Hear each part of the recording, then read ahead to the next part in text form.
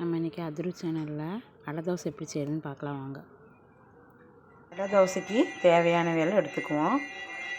இந்த சின்ன கப்பில் 1 கப்பு கடலைப்பருப்பு, 1 கப்பு துவரம்பருப்பு, கருப்பு உளுந்து 1 கப்பு எடுத்திருக்கேன். இதில் 1 கிளாஸு 1/4 லிட்ரு அரிசி எடுத்திருக்கேன். இதில் 3 வரமிளகா எடுத்திருக்கேன். இது எல்லாத்தையும் ஊற போடணும். அந்த வரமிளகாயும் தண்ணியில் போடணும். கடலைப்பருப்பும் போட்டுருவோம், துவரம்பருப்பும் போட்டுடலாம், கருப்பு உளுந்தும் போட்டுருவோம், அரிசியும் கூட போட்டு நம்ம ஒன்றா ஊற வச்சிடலாம். ஊற வச்சு ஒரு 3 மணி நேரம் ஊறட்டும். 2 மணி நேரம்னாலும் ஊறணும். ஊற வச்சுட்டு பார்த்துருவோம். நம்ம தோசைக்கு ஊற வச்ச கடலைப்பருப்பு, உளுந்து பருப்பு, பருப்பு எல்லாம் ஊறிடுச்சு. இது மிக்ஸி ஜாரில் போட்டு அரிசியும் இதையும் ஒன்றா போட்டு மிக்ஸி ஜாரில் அரைச்சிடுவோம். அது கூட ஜீரகமும் குருமிளகும் கருவேப்பிலையும் எடுத்து வச்சுருக்கேன்.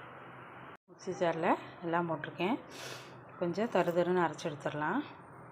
அரைச்சி எடுத்துட்டோங்க. இல்லை தருன்னு அரைச்சி எடுத்துருக்கேன். இதில் முருங்கைக்கீரை போட்டு நம்ம அடை மாதிரி தட்டிடுவோம்.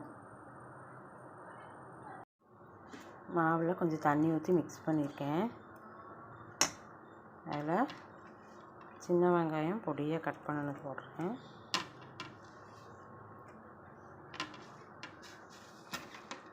தேங்காய் சீலை கொஞ்சம் கட் பண்ணது போட்டிருக்கேன்.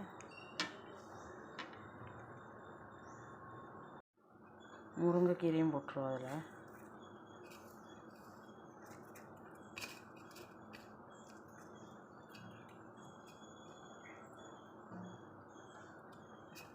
ரெண்டு கொத்து முருங்கைக்கீரை க்ளீன் பண்ணி கழுகி போட்டிருக்கேன். அதில் பெருங்காயம் போடணும். பெருங்காயம் கொஞ்சம் போட்டுருவோம். இதில் நல்லா மிக்ஸ் பண்ணிடுவோம்.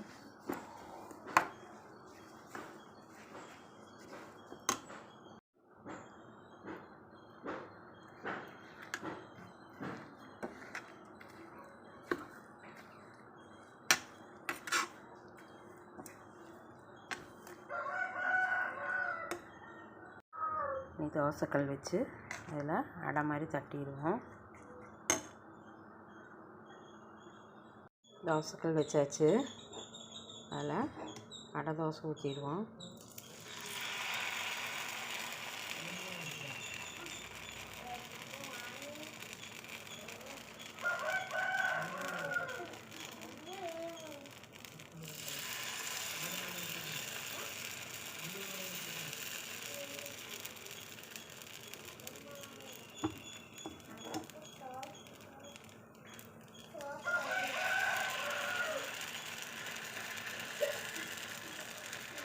எவ்வளோ நல்லது தெரியுங்களா? உடம்புக்கு ரொம்ப நல்லது.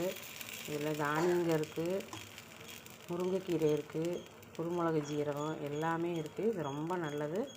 நல்லெண்ணெய் ஊற்றி வேக வச்சு இதை சாப்பிட்டோம்னா அவ்வளோ நல்லது. ஹெல்த்தியான ஃபுட்டு. இதெல்லாம் இப்போ யாருமே செய்கிறதில்ல. அடை தோசை ரெடி ஆகிடுச்சுங்க. தேங்காய் சட்னி வச்சுருக்கேன். ஹெல்த்தியான ஃபுட்டு. இந்த வீடியோ உங்களுக்கு பிடிச்சுன்னா லைக் பண்ணுங்கள், ஷேர் பண்ணுங்கள், சப்ஸ்கிரைப் பண்ணுங்கள். ஃபஸ்ட் டைம் பார்க்குறவங்க பெல் பட்டன் அமுத்துங்க மறக்காமல். தேங்க்யூ.